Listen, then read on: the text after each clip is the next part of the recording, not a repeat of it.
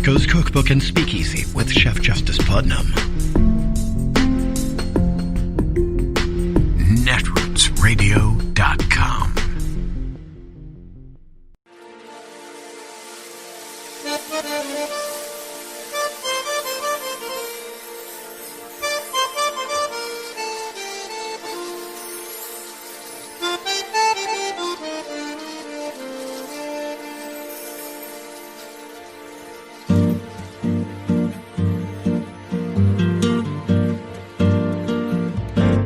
Je voudrais du soleil vert, des dentelles et des théières, des photos de bord de mer, dans mon jardin d'hiver.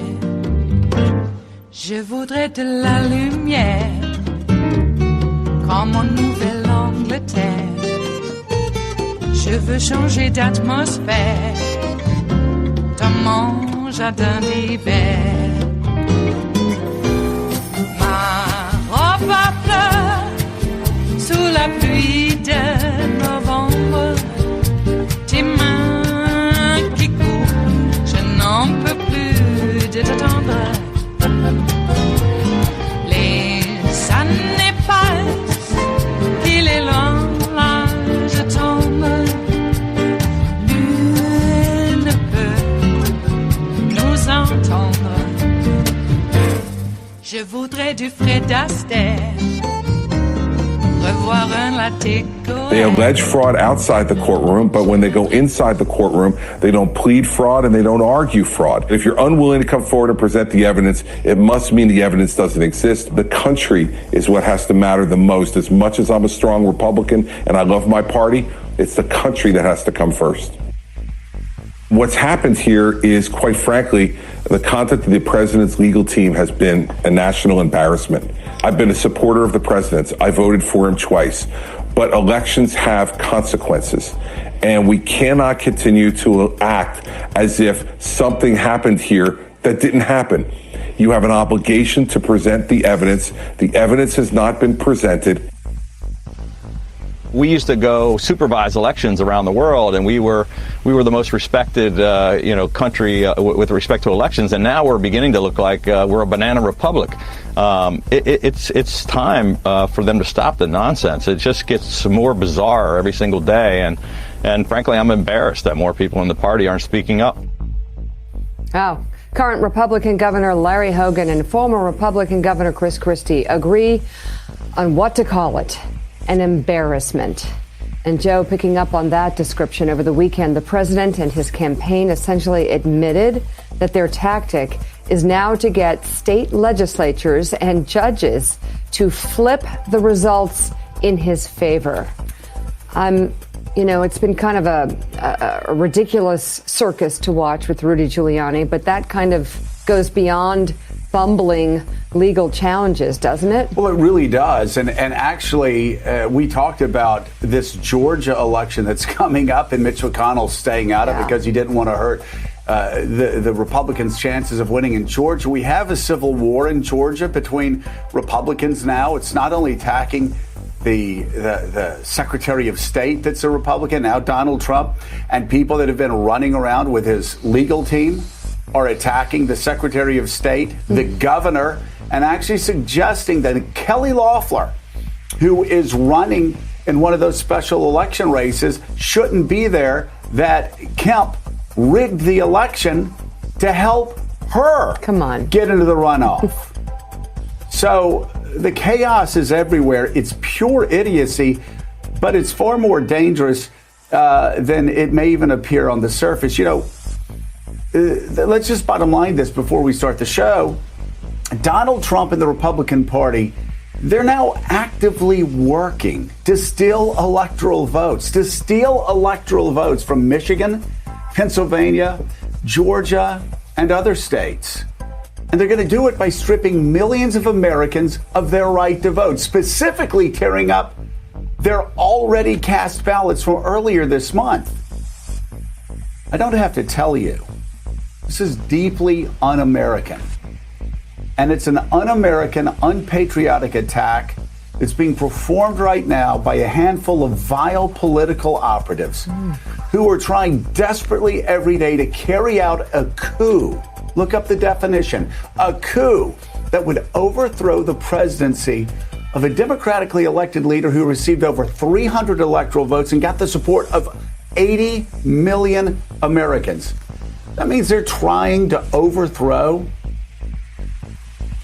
a president-elect who received more votes than any candidate in the history of this constitutional republic. Think of that. A Republican president who's working with the silent approval of a Senate majority leader, Mitch McConnell, to stage a coup against a democratically elected presidential candidate who is president-elect. And they're doing it in the light of day. They're doing it with the acquiescence of Republican senators and congressmen and congresswomen across the country. None dare call it treason, but maybe they should. It is Monday, the 23rd of November of 2020, and you are in West Coast Cookbook and Speakeasy. I am your chef de cuisine, Justice Putnam.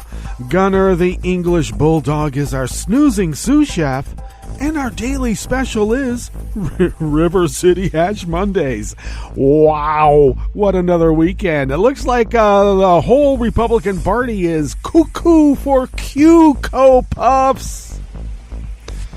Yeah, hey, I gotta say, Sidney Powell, you gotta be pretty damn crazy to be crazier than Crazy Rudy, okay? And even Crazy Rudy said she's crazier than me. We gotta kick her out. My God.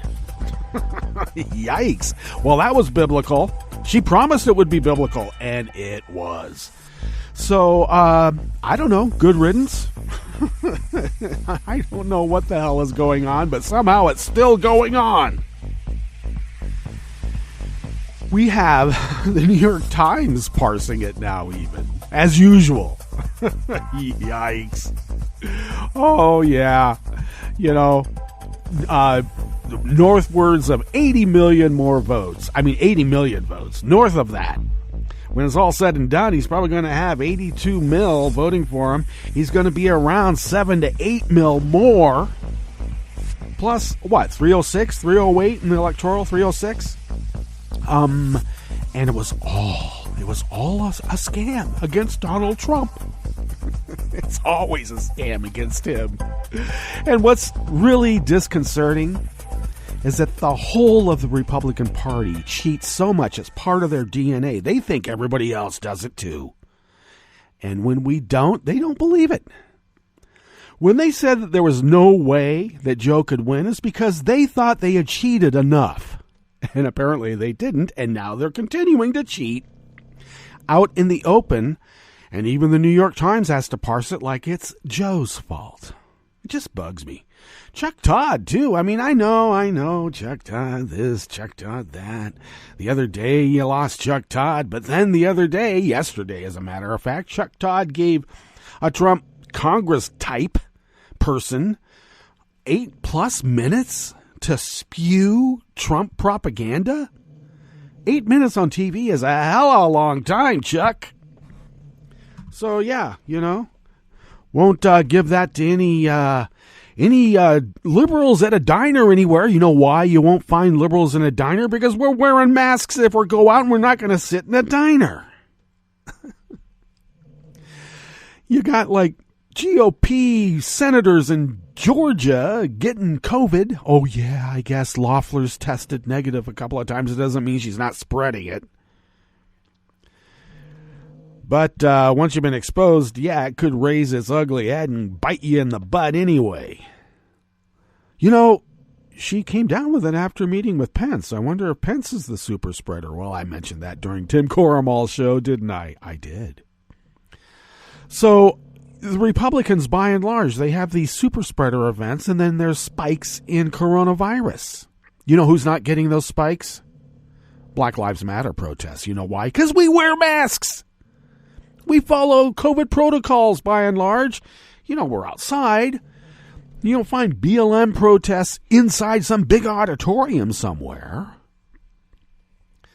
On the other hand, could you blame a cracked head from a police baton on COVID? Probably not. I think that would be something entirely different. So we can't blame it on COVID. But anyway, we're not getting those spikes in COVID from Black Lives Matter protests because we're rational human beings looking for due process and equal protection for all. Not trying to take that from people. To take that from people, you have to be pretty damn crazy. And I'm sorry that might be offensive to people who are having problems, but I'm not talking about the people who are having problems because and need the help. I'm talking about people who refuse to look at the facts and want to kill you over it. That's pretty damn crazy in my book. Certainly outside societal norms from what I call societal norms.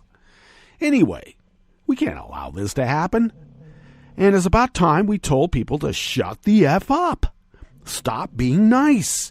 These people are not going to compromise with us. They want to kill us.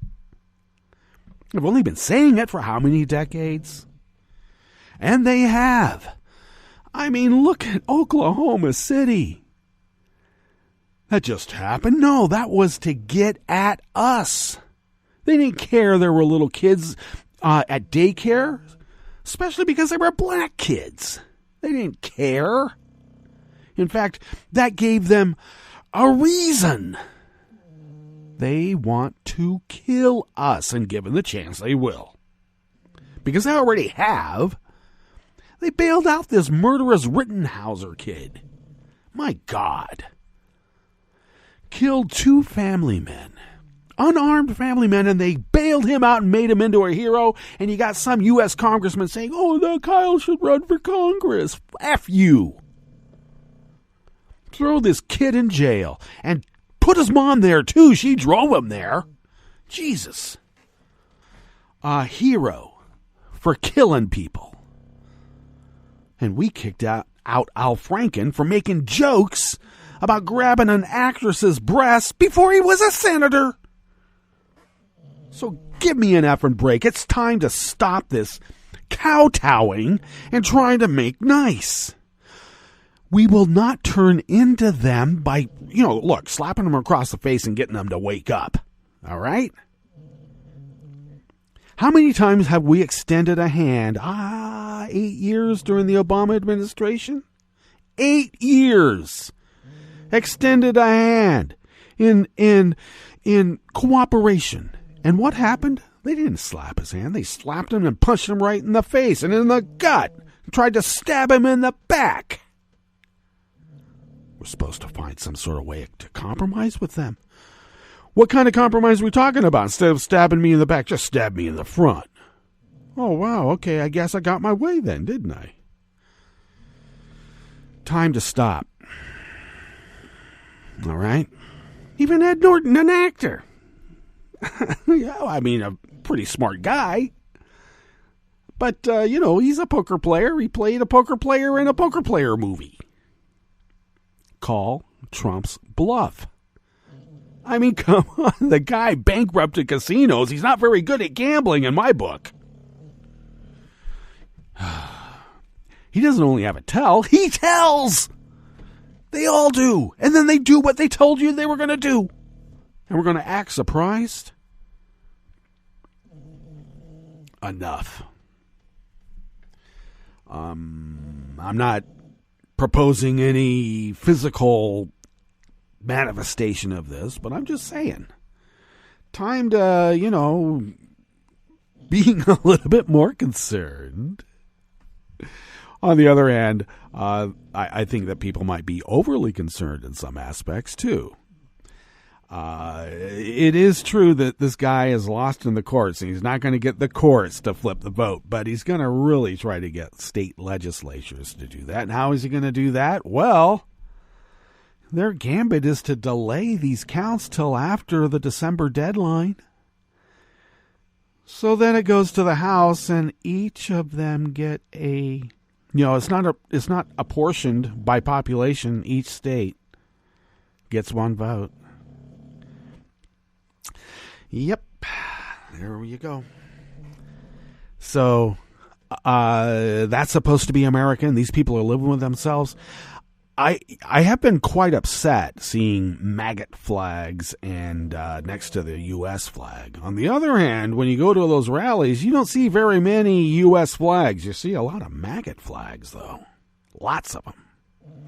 They are the predominant flag at those rallies. But I refuse to cede the stars and stripes to these traitors. That's why I'm so mad about the blue line flag. How dare you deface the U.S. flag? How dare you?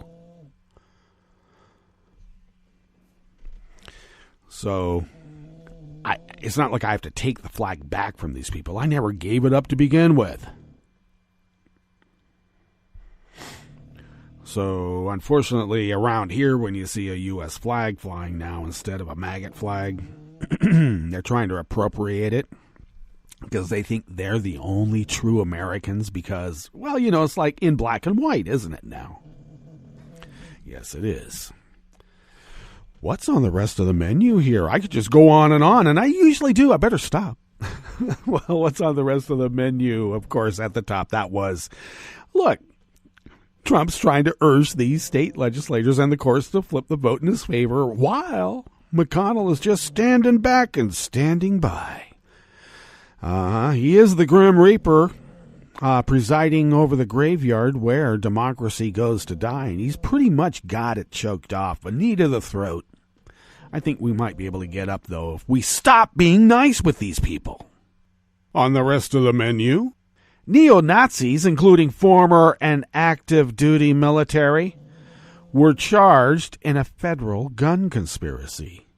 Not just military, too. There's some sort of they don't say if he's a gay porn star, but he is a porn star. Alleged, they say.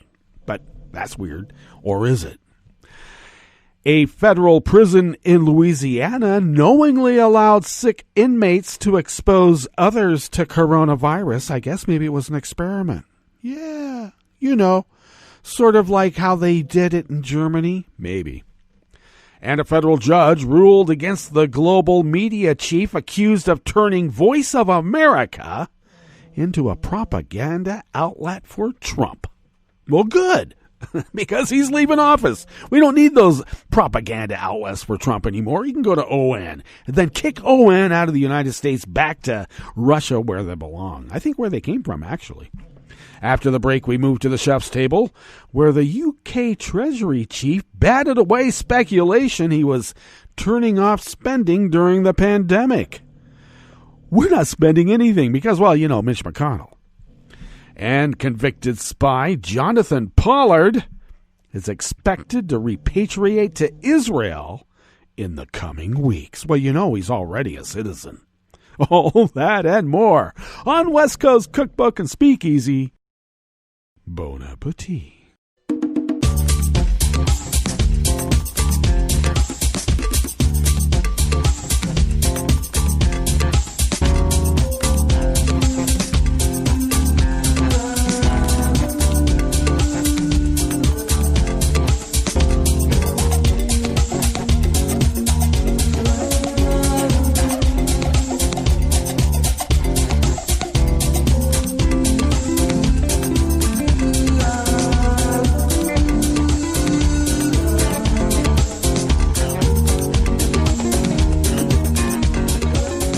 Bottom of our homepage at netrootsradio.com, to the rightish of the page is our chat room link, monitored by Kelly Lincoln. Not the link, but the chat room. So go there and chat. To the leftish of the chat room link, near the bottom of our homepage at netrootsradio.com, is the link to our Patreon page. And we have that there because, you know what? They make us pay.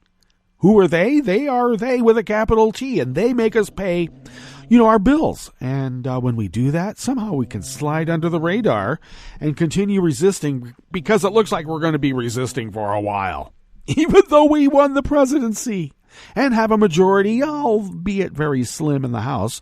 God, I hope we get the Senate. Wouldn't that be something? In spite of all that, we will still have to resist because you know what they're going to do. You think they're being crazy now? Just you wait. Anyway, as long as we pay our bills, mostly we've been able to, slide under the radar. And we'll continue resisting as the founders originally intended. If you could afford an espresso-type coffee drink and send those funds our way, we can stretch those dollars, we can pay those bills, we can fulfill our civic duty, and continue resisting, truly. And thank you for your generosity to those who have allowed us to do so for almost 10 years now. And we're going to give like a thanks for the future to those of you who will be doing so in the future. Thank you. If you would like to follow Netroots Radio on Twitter, it's so simple. Tom takes care of it. And you can find us at Netroots Radio. How simple is that? Very simple. You can also find me at Justice Putnam, and that's me. That's my real name. I also post the show notes and links diary on Daily Codes, and then get that linked up on Twitter and other social media platforms too. And that's about 10 minutes before showtime. I do that. Yes, I do. If you would like to follow the show on Twitter, you can find us at Cookbook West and pick up podcasts by way of Spreaker, Stitcher, TuneIn, iHeart, iTunes, etc., etc., etc. Okay. Oh, we better get into this first offering here. It's quite a scandal.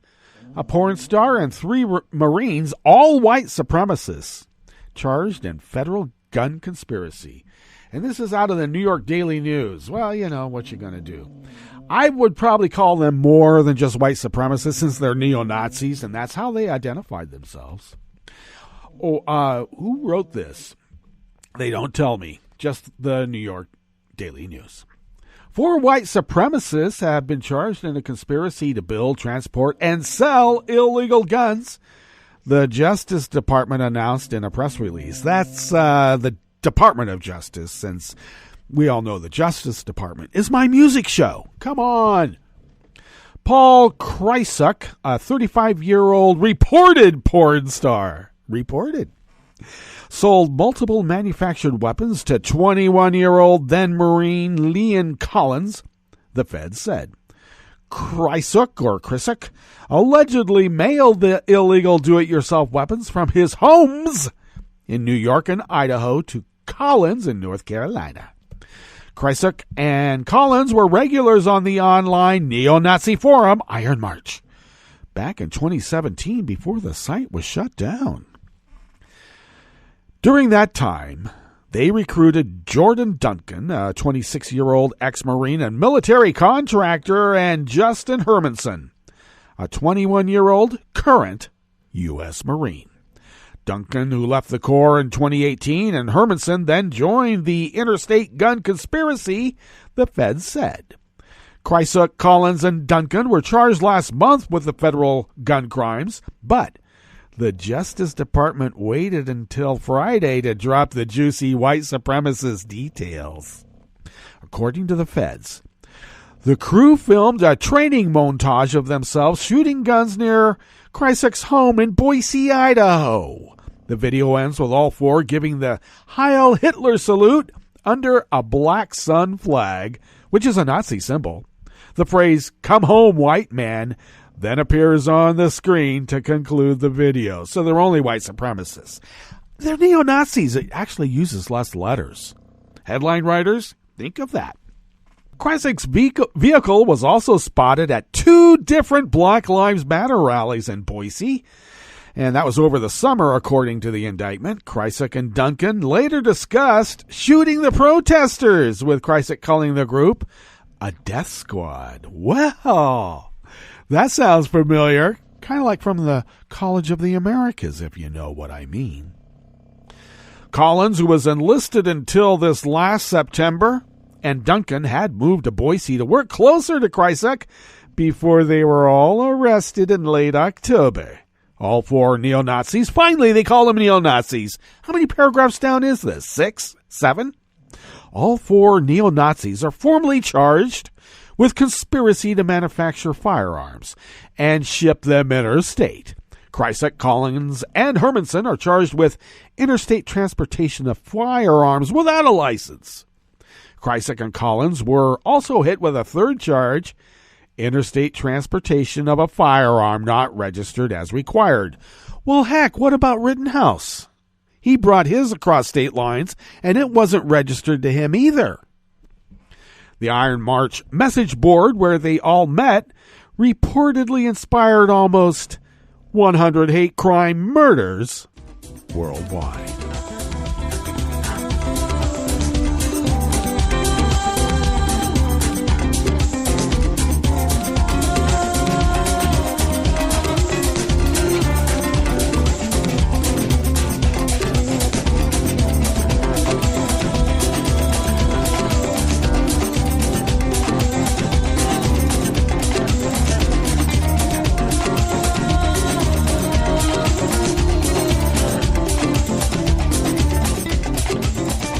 Next offering here in the Bistro Cafe of West Coast Cookbook and Speakeasy River City Hash Mondays comes from anonymous worker bees at the Associated Press by way of the American Independent. A federal prison complex in Louisiana that emerged as an early coronavirus hotspot with hundreds of inmates suffering from the virus failed to comply with federal health guidance and left inmates with the virus in their housing units for a week without being isolated. And that was reported by the Justice Department's Inspector General.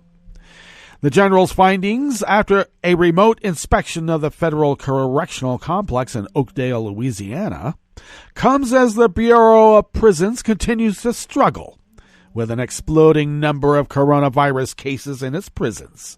Health officials have been warning for more than a decade about the dangers of epidemics in jails and prisons, which are ideal environments for virus outbreaks.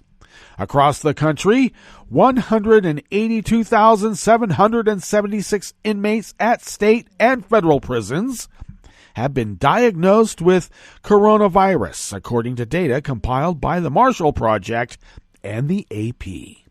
In federal prisons alone, 140 inmates have died, including 8 at the Oakdale facility. The Inspector General's report alleges prison officials at Oakdale failed to comply with the guidance for the CDC and the Bureau of Prisons headquarters for isolating and quarantining inmates.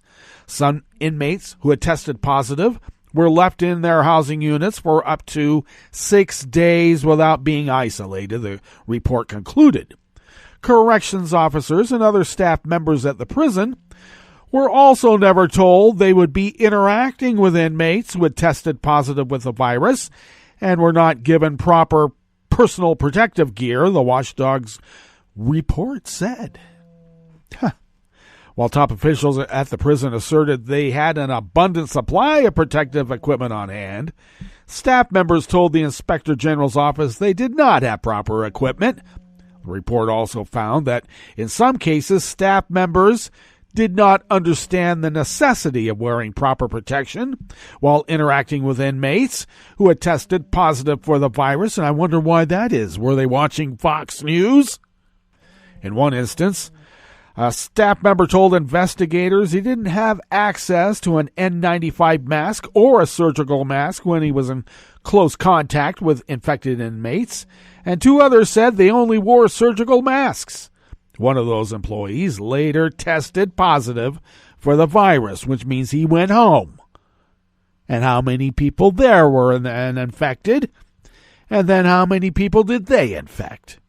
And on, and on, and on. Another employee said he did not wear an N95 mask while escorting sick inmates to a local hospital because his superiors told him that he did not need to wear one. Union officials said some staff members refused to escort sick inmates because they were not given appropriate gear. In early April, the Bureau of Prisons told the AP that local health officials told the government there was no need to test inmates anymore, and those showing symptoms should be presumed to have it.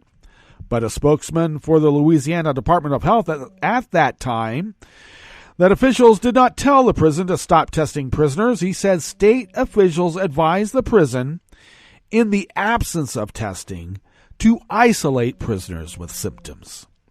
The report also found that an outbreak at the prison forced correction officers to work longer shifts, and in some instances, as long as 40 hours straight, a chronic issue within the federal prison system.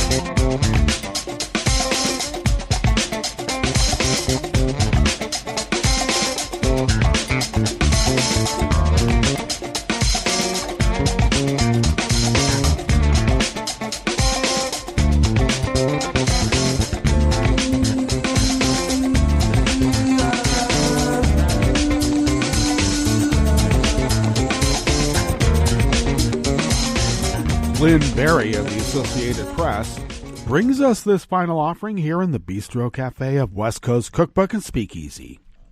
A federal judge has ruled against the head of the agency that runs the Voice of America and other U.S.-funded news outlets, who was accused of trying to turn it into a propaganda vehicle to promote Donald Trump's agenda. The ruling effectively bars U.S. Agency for Global Media CEO Michael Pack from making personnel decisions and interfering in the editorial process. Pack, a conservative filmmaker, Trump ally, and one-time associate of former Trump political advisor and convict under indictment, out on bail, Steve Bannon. And he made no secret of his intent to shake up the agency after taking over in June. He proceeded to purge the leadership at Radio Free Europe, Radio Liberty, Radio Free Asia, Middle East Broadcasting Networks, and the Open Technology Fund, which works to provide secure internet access to people around the world. The director and deputy director of Voice of America resigned just days before the firings. Pack also dismissed their governing boards. His moves were criticized by both Democrats and Republicans in Congress, who control the agency's budget. The lawsuit was filed last month in the U.S. District Court for the District of Columbia by 5 executives who had been fired or were suspended. They accused Pack and his senior advisors of violating the statutory firewall intended to protect the news organizations from political interference. After the suit was filed, Pack announced he had rescinded the firewall rule issued by the Broadcasting Board of Governors. In a statement posted on his agency's website, he said the rule wrongly prohibited him from directing broadcast operations and made the agency difficult to manage. Yeah, when you're trying to turn it into a propaganda outlet and there's rules preventing you from doing that, yeah, I guess it would hinder your abilities now, wouldn't it? In her ruling late Friday, Judge Burl Howell imposed preliminary injunctions that prevent Pack from making personnel decisions about journalists employed by the agency, directly communicating with them, and conducting any investigations into editorial content or investigations of individual journalists. In July, Pack ordered an investigation into the posting of a video package featuring now President-elect Joe Biden on the Voice of America website. He called the segment Pro-Biden and said his staff was weighing disciplinary action against those responsible. 14 senior Voice of America journalists sent a letter to management in August protesting Pack's actions, including the dismissal of foreign journalists and his comments denigrating VOA staff, which they said were endangering their colleagues and the international broadcasters' credibility. The court confirmed that the First Amendment forbids Mr. Pack and his team from attempting to take control of these journalistic outlets, from investigating their journalists for purported bias, and for attempting to influence and control their reporting content. Lee Crane a lawyer for the plaintiff said in a statement. All right, that brings us to our break, and when we get back from that break, we will go through weather from around the world, and we will finish up with the stories that we have curated for you today. You are listening to West Coast Cookbook and Speakeasy, and we will be right back. You are listening to netrootsradio.com. Please hang up and try again.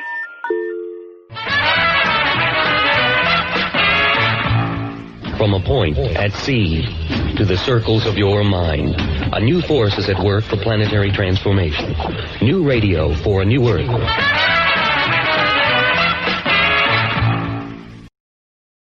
This is Take Two Movie Review. I'm Kim Lowe. This week, horror's real and surreal. His House is an unusual movie that transcends horror stereotypes. It works as straight-up horror involving a refugee couple whose new home in English council housing is being terrorized by a spirit known as the Night Witch, and it is effective.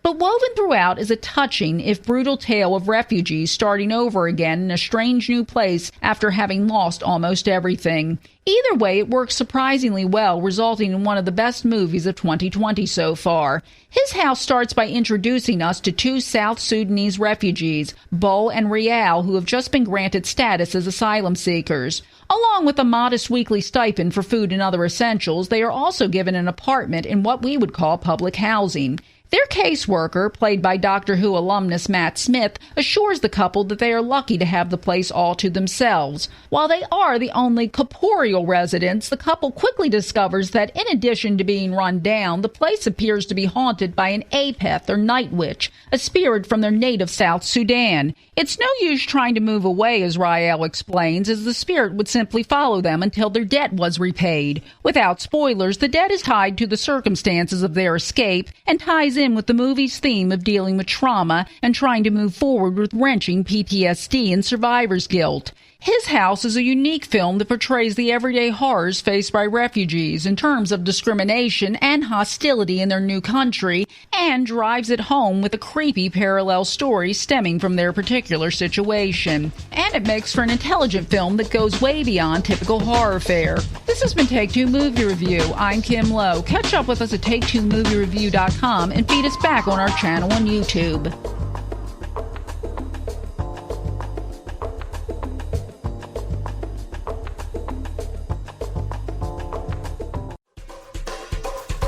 This is Scientific American's 60-Second Science. I'm Christopher Intagliata. 76 million years ago, a group of small mammals huddled in a burrow in what's now Montana. They were good diggers, most likely furry and petite. They could sit comfortably in the palm of your hand. I mean, if you saw them running around today, you'd probably think it looks like a small rodent of some sort, like a chipmunk or a mouse or something like that. Lucas Weaver is a mammal paleobiologist at the University of Washington. These little creatures didn't belong to any of the three main mammal groups on the planet today, which are the placental mammals like us, monotremes like the platypus, and marsupials like koalas and kangaroos. Instead, they belong to another, now extinct group called the multituberculates. Their teeth is what really distinguishes them from any other group of mammals. So they have these really bizarre molars with these multiple bumps on the teeth, which is where they get their name. Multituberculate just means many bumps. Weaver and his colleagues have studied the fossilized skulls and skeletons of these animals, dug up in Montana, and they've given them a name, Phyllocames primavis, friendly or neighborly mouse. The details are in the journal Nature, Ecology, and Evolution. Weaver says drought or climate change may have killed the animals, though it's hard to be sure, but the critters were fossilized together in ways that suggest they sought out each other's company.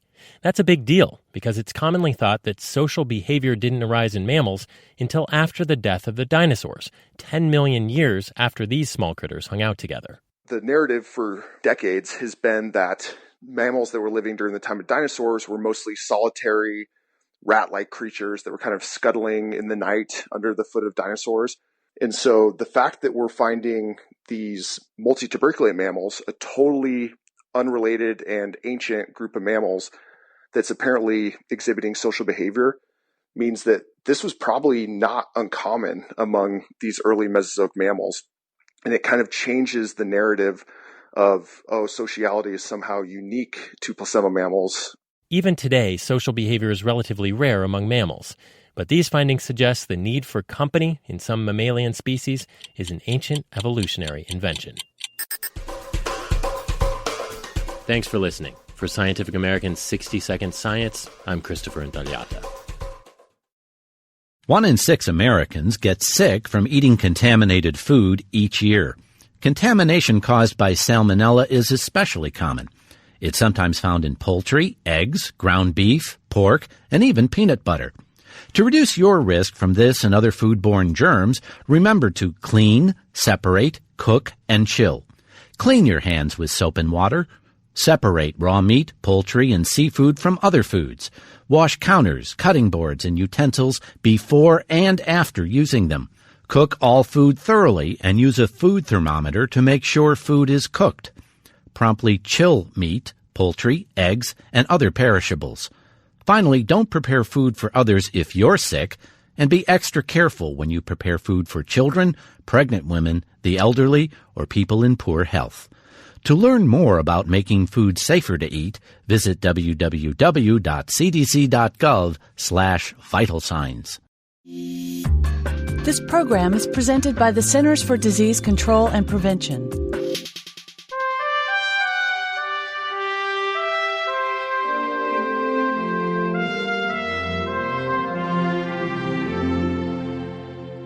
Welcome to A Cup of Health with CDC, a weekly feature of the MMWR, the Morbidity and Mortality Weekly Report. I'm your host, Dr. Robert Gaines. As fall turns to winter, the flu season will be upon us in force. The best way to avoid influenza is to get immunized. Dr. Joe Brazee is a researcher with CDC's National Center for Immunization and Respiratory Diseases. He's joining us today to discuss the importance of getting the flu vaccine. Welcome to the show, Joe. Thank you. Joe, let's start with how long does the flu season last? In general, flu seasons will last for several months in the United States at the national level. Each year it begins in the fall, usually peaks between January and March, and ends in the spring. But the timing of flu season is unpredictable, especially at the local level. So because we can't tell for sure when it will start, when it will peak, and when it will end in every community, we want to make sure that people get vaccinated as early as possible when the flu vaccines become available in the late summer and early fall. Well, who should get vaccinated? Everyone 6 months of age and older should get vaccinated against the flu each and every year. This is especially important for people at high risk of complications or severe flu if they get infected. Which groups are at higher risk for complications from the flu? Well, some people are at especially higher risk for severe flu or complications. These are people who are very young, like kids under 5 years of age, anybody 65 years and older, and people with underlying health disorders like heart disease, lung disease, kidney disease, or diseases of the immune system, and pregnant women. Joe, how effective is the vaccine for preventing flu? Well, vaccine is the single best way to protect you and your family from the flu each year. Most years, the vaccine reduces a person's chance of getting the flu and complications from the flu by about 50 to 70%. But how well it works can vary from season to season and by person. So remember that vaccine is one of 3 ways you can protect yourself against the flu. The other ones are good hygiene, like hand washing, covering your cough, staying home when you're sick, and finally medications. There are medications that your doctor can prescribe to treat the flu if you get it. Are there any side effects from getting vaccinated? Well, there are 2 types of flu vaccines. First, the shots. The most common side effects with the flu shots are soreness or redness in your arm for a day or 2 after getting the vaccine. The nasal spray vaccines can cause runny nose or congestion or low-grade fever in some people for, again, about a day or 2 after getting the vaccine.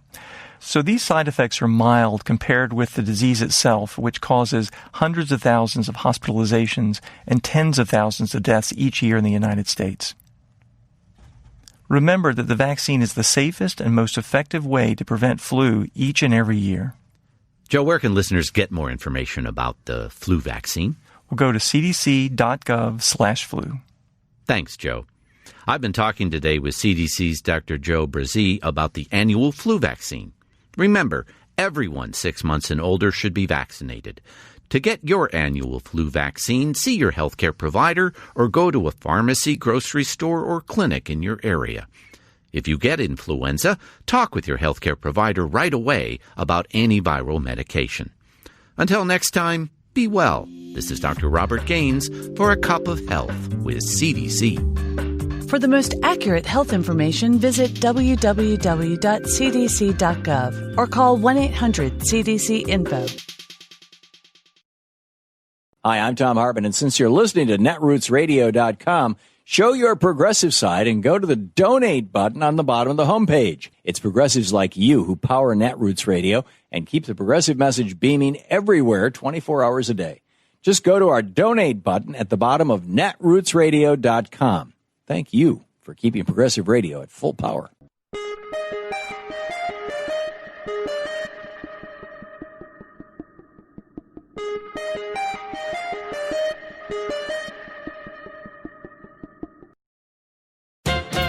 America certainly has an abundance of food, even though many Americans do not. Yet, we face a momentous choice of whether to pursue a food future rooted in the ethic of sustainable agriculture or one based on the exploitative ethic of agri-industry. What better symbol of agri-industry's vision of food than that ubiquitous Thanksgiving bird, the butterball turkey? The butterball has been hoisted onto our tables by huge advertising budgets and regular promotion payments to supermarkets. The birds themselves have been grotesquely deformed by industrial geneticists who created breasts so ponderous that the turkeys can't walk, stand up, or even reproduce on their own, thus earning the nickname dead-end birds.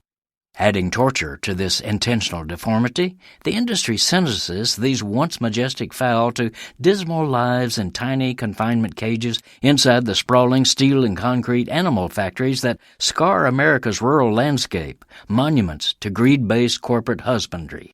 As the eminent farmer-poet activist Wendell Berry tells us, eating is a profound political act.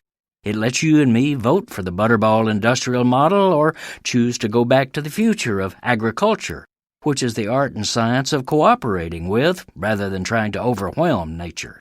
That cooperative ethic is the choice of the remarkable good food uprising that has spread across the country in the past 30 years. Now, the fastest-growing segment of the food economy, it is creating the alternative model of a local, sustainable, small-scale, community-based, organic, humane, healthy, democratic, and tasty food system for all. This is Jim Hightower saying, to take part in the good food movement and find small-scale farmers, artisans, farmers markets, and other resources in your area, visit www.localharvest.org. Need an antidote to the progressive blues? Want some good news about how grassroots folks are rebelling against the corporate powers and winning? Well, here's an easy-to-swallow pill for you, the Hightower Lowdown. Hightower's monthly newsletter will give you the lowdown, even as it lifts you up. It's 4 pages a month, jam-packed with facts you can use, actions you can take, and Jim's own Texas humor, all for only $15 a year. To become a lowdowner, go to hightowerlowdown.org. I'm Rick Smith, and this is Labor History in 2. On this day in labor history, the year was 1887. That was the day of the Thibodeau Massacre in Louisiana, just southwest of New Orleans. Thousands of African-American sugarcane workers had gone out on strike. Before the Civil War, sugarcane, like other southern crops, had been harvested by enslaved labor. After the war, planters put laws and practices into place to control and repress the newly freed labor force. By the late 1880s, one of those practices was paying sugarcane workers in scrip. Instead of actual money, workers received scrip only redeemable at the planters' stores. This let planters set the prices for goods and keep their workers in a lifetime of debt. The Knights of Labor began to organize the Bayou sugar workers through their local assembly, 8404. The union presented the Louisiana Sugar Producers Association, which represented 200 of the largest planters, with a list of demands. The list included the end of scrip payments and a small wage increase. The planters refused. The union called a strike to begin on November 1st, during a key time in the sugar harvest.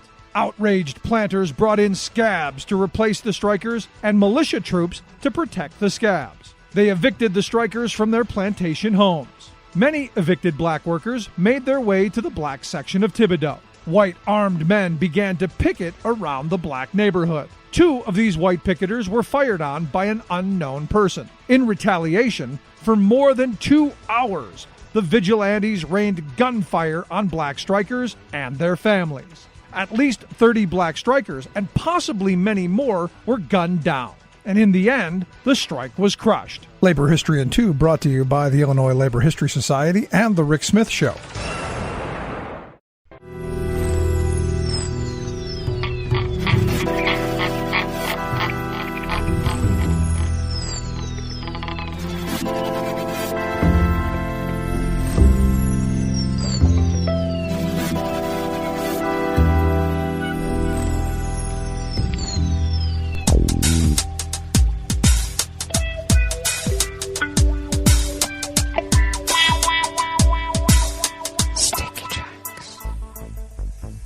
Thank you for accompanying us here to the Chef's Table at West Coast Cookbook and Speakeasy River City Hash Mondays. We always begin weather from around the world along the banks of the Rogue River, in the Rogue River Valley of Southern Oregon on the west coast of the continental United States of America, where it is currently 41 degrees Fahrenheit, expecting a high of about 47, which is warmer than what we were over the weekend. Generally cloudy today. We had some showers this morning, and they will lighten up here in a bit, and winds will be light and variable throughout the day. Some clouds tonight with a low around 35, winds light and variable, and then a small chance of rain tomorrow with sunshine and clouds mixed, highs in the low 50s. Winds will be light and variable. The confirmed coronavirus cases in Jackson County in the southern part of Oregon are now at 3,240 with 19 deceased, and I should add that this is only a partial of the weekend totals. And we are in a terrible spike in our rural maggot part of the state. Unfortunately, I live in one of those parts, and we are seeing terrible spike. And we're also seeing a lot of the same people responsible for that spike continuing to violate, well, the rules. I unfortunately had to go to Home Depot yesterday, and I probably saw about 20 to 30% of people not wearing masks, and no one saying anything to them. I wonder why. Could it be the guns strapped on their waists? They'll wear guns, but they won't wear a mask, says everything you need to know. Pollen is rated at none right outside the window here at the mothership in Rogue River proper. The air quality index is moderate at 69 parts per million. We have the stagnant air advisory lifted, but it still seems pretty stagnant.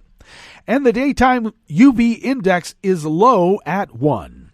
Barometric pressure is holding steady at 30.1 inches. Visibility is down to 3 miles, and relative humidity is at 98%. Weather from around the world is brought to you by people's personal weather stations that they purchased. These people planted these purchased personal weather stations somewhere on their property, and these people positively live around the world. London is 50 and partly cloudy. Paris is 54 and mostly cloudy. Rome is 60 degrees and sunny. Kyiv is 41 and mostly cloudy. Kabul is 36 with fog. Hong Kong is 69 and fair. Tokyo is 56 and cloudy. Sydney, Australia is 68 and partly cloudy. San Francisco, California is 52 degrees and mostly cloudy. And New York is 51 degrees Fahrenheit and cloudy. And that is weather from around the world, brought to you by people's personal weather stations that they purchased. These people planted these purchased personal weather stations somewhere on their property, and these people positively live around the world.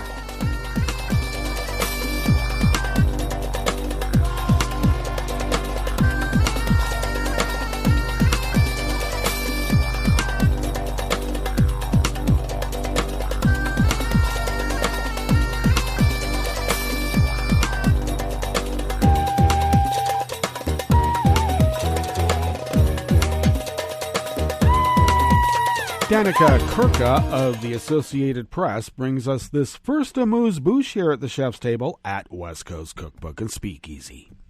The UK's Treasury chief batted away speculation yesterday, Sunday, that he is about to turn off the spending that has buoyed the economy during the COVID-19 pandemic, saying, now is not the time to worry about the government's record peacetime borrowing. Well, why don't we do that here in America, Mitch?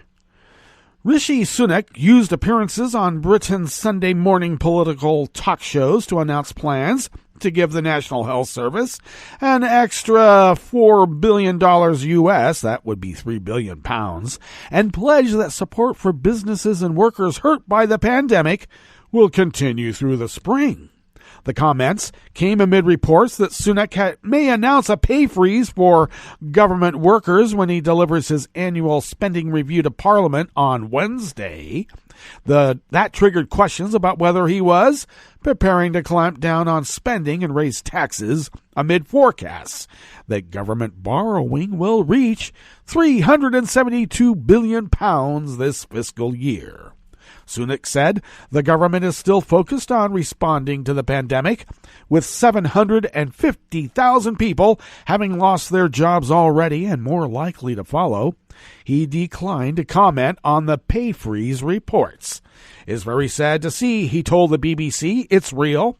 It's not just numbers of a chart. It's people's lives. It's their livelihoods, their security that's being impacted, and it's something that we're going to grapple with for a while to come, sadly.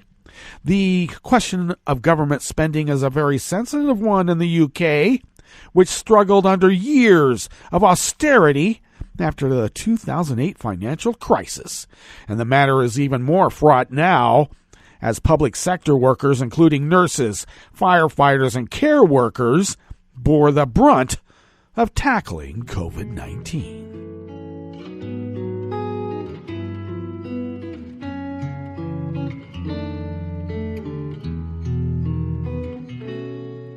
Je te donne c'est mon amour pour la vie entière. La promesse de me trouver à tes genoux. Aussitôt que tu m'appelles, rester toujours fidèle. C'est tout, c'est tout. Je te donne tous mes printemps, mes étés de mer. Mes automnes, quand les feuilles tombent partout. Si ce n'est pas une bonne affaire, je te donne tous mes hivers. Joseph Fetterman of the AP brings us this final amuse-bouche here at the chef's table at West Coast Cookbook and Speakeasy. Israeli Prime Minister Benjamin Netanyahu welcomed the lifting of parole restrictions on Jonathan Pollard, the former U.S. Navy analyst convicted of spying for Israel in the 1980s, and said he expects him to come to Israel soon. In a statement issued Saturday evening, Netanyahu said he had worked for Pollard's release for many years.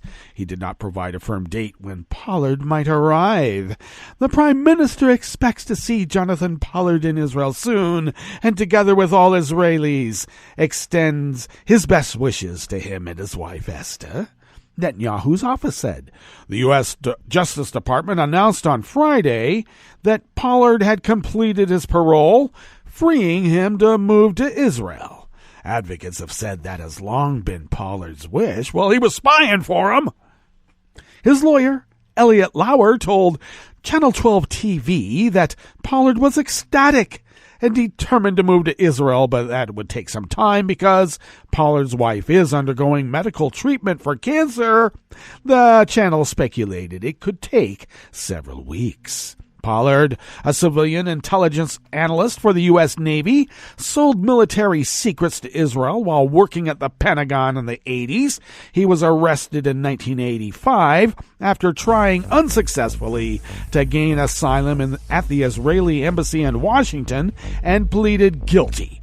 The espionage affair embarrassed Israel and tarnished its relation with the United States for years, indeed. Well, that brings us to the end of our broadcast period for the day, but you do know Netroots Radio will broadcast on. And we're going to meet up tomorrow for Tarrytown Chowder Tuesdays, so do stay tuned to Netroots Radio all day and all night for all the breaking news as it breaks. And we'll meet up here tomorrow, right here in West Coast Cookbook and Speakeasy. Bon appetit.